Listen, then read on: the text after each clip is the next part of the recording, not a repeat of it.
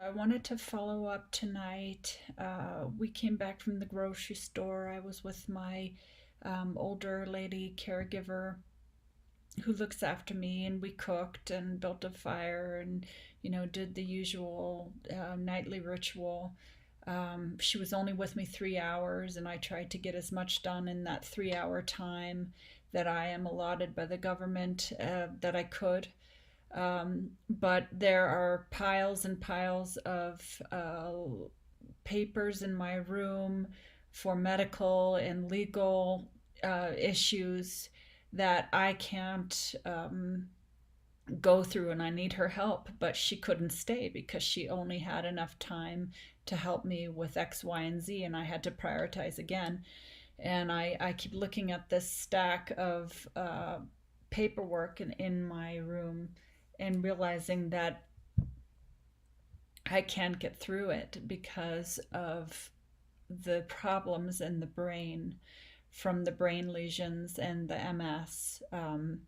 That these kind of simple organizational tasks that would be pretty straightforward to anyone, I cannot do.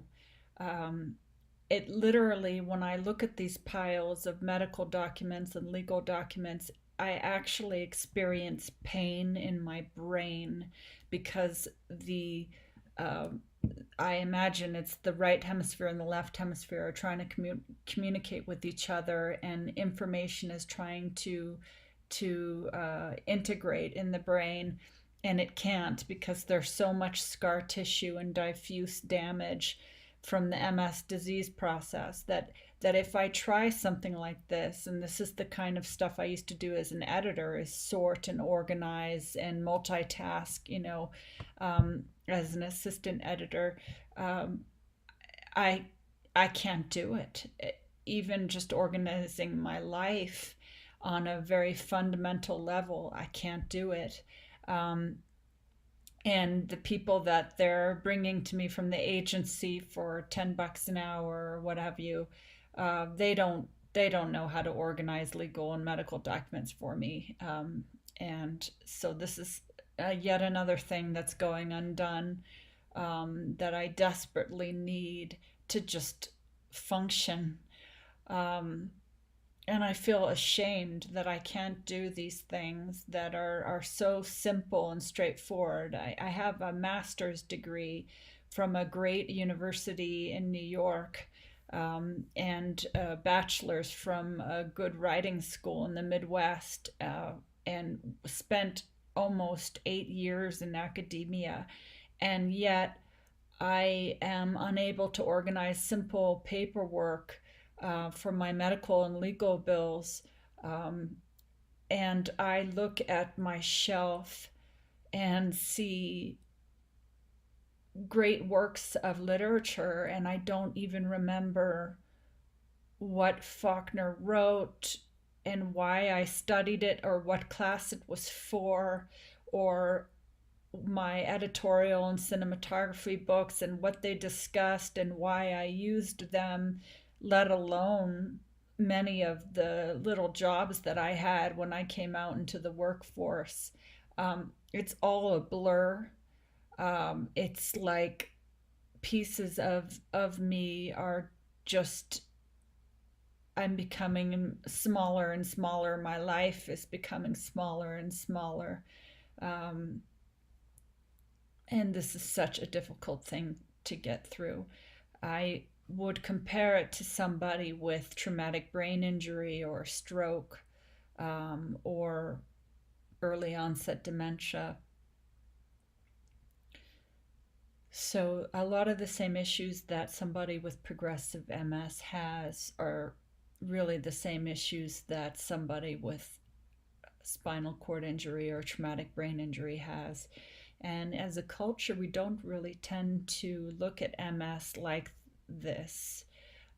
But there, and maybe it's because there are a lot of benign forms or relapsing remitting forms that present with subtle symptoms that go, and then the person can have somewhat of a life. But for those of us really, really dramatically affected, it's just like traumatic brain injury. It's just like traumatic spinal injury. Um, and it's really, really, the paralysis is one thing to chart, this losing your baseline in terms of strength and abilities in your arms and your legs and your torso. Um, I can't drive a car. I can't do a lot of things. But I think the really disillusioning part is um, the fact that I know that my brain is shrinking, and I know that there's all kinds of problems in the network of my brain, and so many connections are no longer occurring. And a lot of it is also the fact that I'm no longer in society. I'm no longer in the workforce. I'm no longer with social networks, or sport or social clubs or relationships, really, other than caregivers and doctors. And those connections are no longer being reinforced. And so if something is not used, you lose it. And that's very much what it is occurring for myself. And this is really the thrust of why I want to exit. It's not about becoming a disabled person. It's not even really about um, being able to do less than you used to do, or even having an illness that's serious. It's really about not being existent in society anymore. Um, we used to talk about at the new school where I did my master's, this notion of the others and what that means in society, and how so many groups throughout the history of our world have been understood as the others. And I think that's really a big part of what happens to people with incurable illnesses in this society, or disabled people, severely disabled people in this society. We don't have a way to integrate them anymore, because we are all about work and competition. And if somebody can no longer compete, and they can no longer work, um, then what are they in this society where that is critical to our values, being able to work and being able to compete? Um, and where do people go? They disappear. They disappear to institutions, they disappear to facilities, they disappear to homebound, which is what I am now. And I am very thankful that I am not in one of these institutional settings, like the North Star facility in Denver, um, where I would have been one of the youngest people. But, there are people with progressive MS there, and young people with traumatic brain injury that don't have families. So I'm very lucky to be able to be at home, but I am still homebound.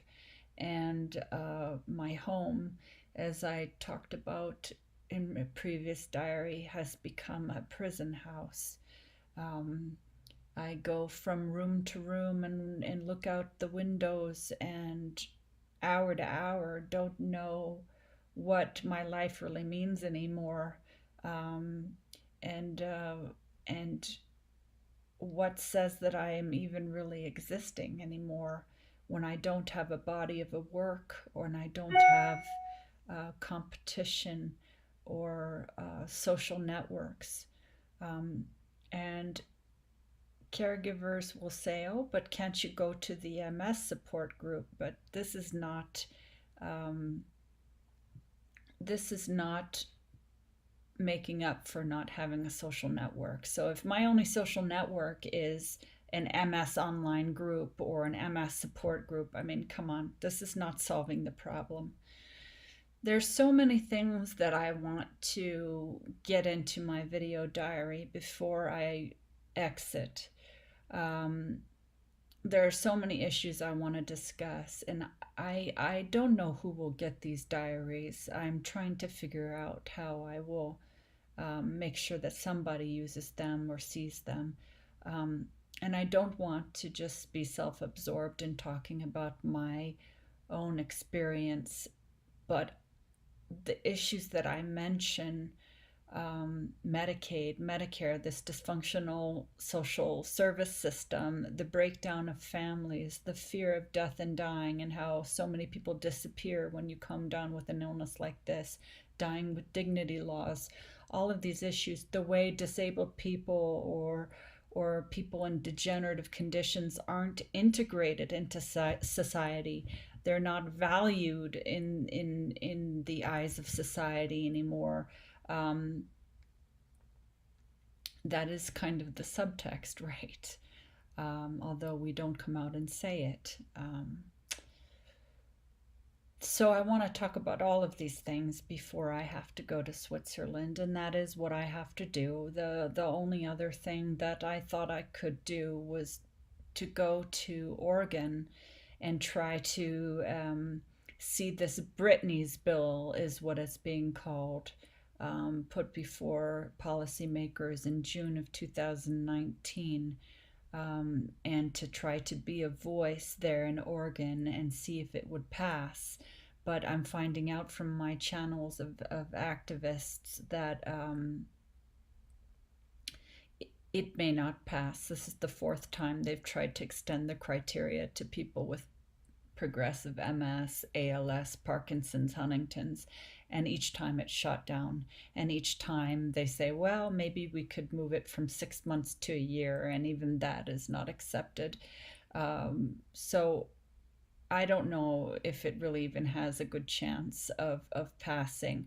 And if it would, it might be still very too much limited for somebody like me who's not near death. Um, and by the time it would be implemented, it could be like 2020 or something. I can't hold on 13, well, actually, it would be about 15 more months. That's like a year and a half. I can't hold on that much longer. Um, Particularly when I'm having this experience of laying in my bed at night waiting for my roommate to come home, and it's the end of the day and I've used my arms and legs too much, and I feel like the whole body is caving in on itself and that I'm being electrocuted, and that the body's being crushed, the whole body's being crushed. Um, I felt this way, had this experience physically for now 6 years. Um, and I can't even believe that I've endured it this long, to ever feel the experience like your whole body is being crushed by like an automobile and you can't breathe. To feel that once in a lifetime is horrific, but to feel it consistently for 6 years, I have no idea how I have survived this, but I think it has almost kind of made me crack up here, having gone through it and the trauma of it. So there's so many things I want to get on video diary before I have to go, because I'm unwilling to do this on my own.